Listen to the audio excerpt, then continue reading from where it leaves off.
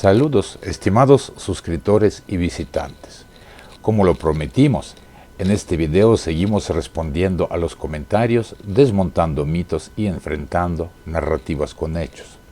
Si pensaron que la propaganda podía pasar desapercibida, aquí estamos para sacarla a la luz. Si ya están listos para la dosis de realidad, miren, compartan y comenten, porque el diálogo informado es la mejor respuesta. Hoy contestamos a un comentarista, Juan Francisco Barrios, y encontrarán el enlace a la discusión en la descripción de este video. Vamos. Como ya contestamos antes en nuestros videos anteriores, la Rus de Kiev nunca fue parte de Rusia, porque Rusia como Estado no existía en tiempos de la Rus de Kiev. Hechos históricos. La Rus de Kiev surgió en el siglo IX y fue un estado medieval de los eslavos orientales. En su periodo de auge incluía los territorios de la actual Ucrania, Bielorrusia y parte de Rusia, pero no era un estado nacional unificado. En los siglos XII y XIII, la Rus de Kiev se fragmentó en principados y luego fue destruida por los mongoles. Y el Principado de Moscú apareció 300 años después de la fundación de la Rus de Kiev y no tuvo continuidad directa con ella. La historiografía rusa suele afirmar que la Rus de Kiev fue el predecesor de Rusia, pero esto es un mito político. En el siglo XVII, el Estado moscovita anexó parte de las tierras actualmente ucranianas, pero esto no fue una reunificación, sino una expansión militar. La Rus de Kiev fue el centro de la civilización eslava oriental y su legado lo comparten Ucrania, Bielorrusia y en parte Rusia, pero no únicamente Rusia.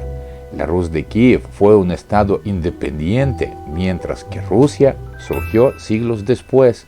Las afirmaciones modernas de que la Rus de Kiev era una Rusia antigua son una manipulación histórica. Ahora pasamos a la siguiente parte. Decir que si hubiesen frenado los bombardeos en Donbass y negociado, no estaría pasando esta tragedia.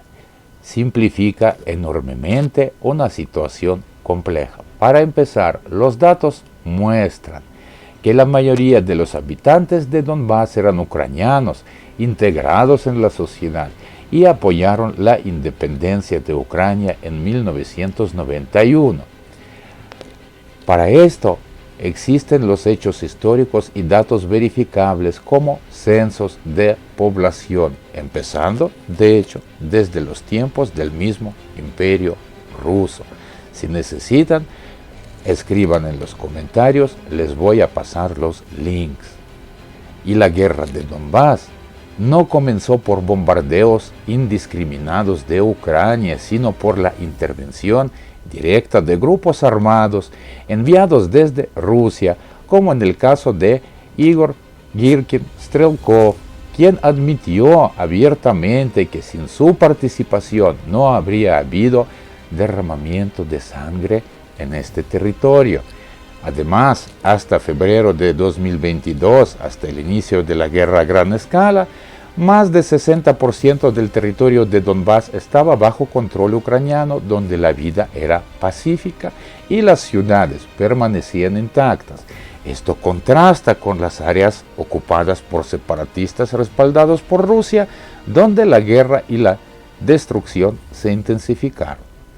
La afirmación de genocidio por parte de Ucrania es una narrativa propagandística que ignora hechos verificables como el uso de zonas residenciales por parte de los separatistas para posicionar equipos militares, lo que provocaba respuestas armadas. En resumen, la tragedia en Donbass no es resultado de una falta de negociación por parte de Ucrania, sino de una agresión externa que buscaba desestabilizar y fragmentar el país. Parece que la guerra más compleja de los últimos tiempos se puede resumir en una frase digna de un meme. ¿Quién diría que los conflictos geopolíticos, la agresión externa y la resistencia de todo un pueblo se reducen a un payaso mandó a la muerte a 1.000.000 de personas? Por supuesto, los ucranianos no están luchando por órdenes de un presidente, sino porque tienen algo que defender, su patria, su identidad y su libertad.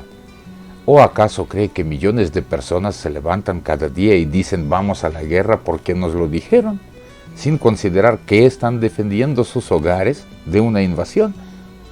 Y sobre esta cifra mágica de 1.000.000 de muertos, sería interesante ver fuentes verificables que lo confirmen.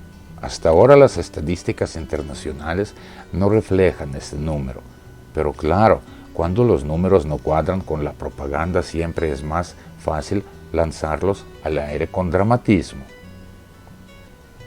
En fin, si de simplificaciones se trata, ¿por qué no decir que la invasión empezó porque alguien en Moscú soñó con restaurar un imperio inexistente?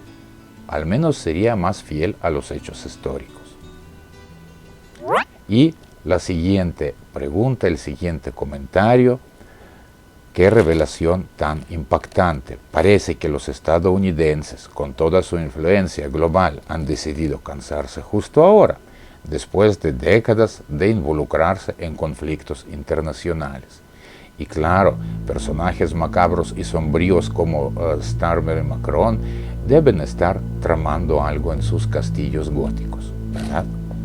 Hablando en serio, reducir una situación compleja a etiquetas y descalificaciones no ayuda a entender la realidad.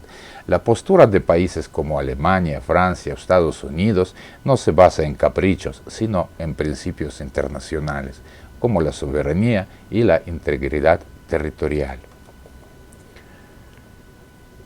Así que antes de repartir etiquetas, tal vez valga la pena revisar los hechos y dejar de lado las teorías de conspiración. Y por último, el batallón Azov, actualmente la tercera brigada independiente de asalto Azov, se formó en mayo de 2014 con voluntarios como respuesta a la agresión armada de Rusia y la anexión de Crimea. En aquel momento, Ucrania prácticamente no tenía ejército, por lo que los primeros batallones de voluntarios se formaron a partir de civiles con experiencia en combate. Como en cualquier país, la mayoría de los integrantes de estos batallones estaban compuestos por personas con tendencias nacionalistas, lo cual es lógico.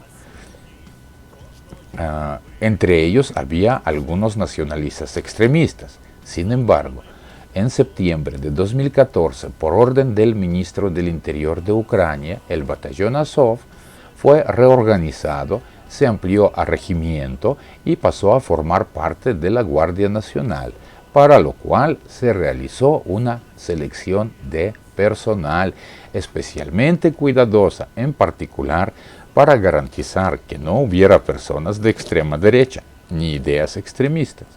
En la actualidad, siendo así, y las historias de nazis de Azov son muy convenientes para la propaganda rusa. En resumen, parece que la historia, los hechos y las cifras verificables son opcionales cuando se trata de construir narrativas convenientes. Pero claro, ¿para qué molestarse en analizar la realidad cuando es mucho más fácil lanzar etiquetas, exageraciones y teorías conspirativas al aire? Al final, la verdad tiene una peculiaridad. No importa cuántas veces se intente distorsionar, siempre encuentra la manera de salir a la luz. Así que mientras algunos se entretienen con cuentos de payasos y mentiras, otros seguimos apostando por los hechos. Qué aburridos somos, ¿verdad?